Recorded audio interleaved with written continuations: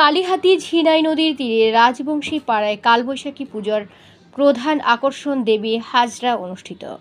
15 মে রোজ বৃহস্পতিবার কালিহাতীর ঝিনাই নদীর তীরে দেবী হাজরা পুজো অনুষ্ঠিত হয়েছে।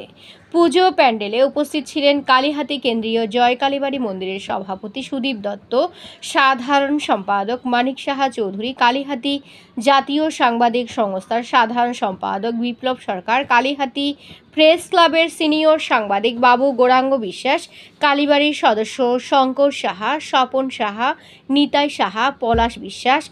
দেবী হাজরার প্রধান আকর্ষণ মাটির মূর্তি নয়, মানব মূর্তি দিয়ে গঠন করা হয়েছিল সে দেবী হাজরার কাঠামো। গঠন করা হয়েছিল হরিশ্চন্দ্র রাজার শ্মশান ঘাট, লক্ষ্মীনারায়ণের মূর্তি, মানব লোকনাথ মূর্তি, মানব শিব পার্বতীর মূর্তি সহ অন্যান্য অনেক সুন্দর সুন্দর আয়োজন, যা ছিল গ্রাম বাংলার সেই প্রাচীন রূপ। Desk news, HT Bangla.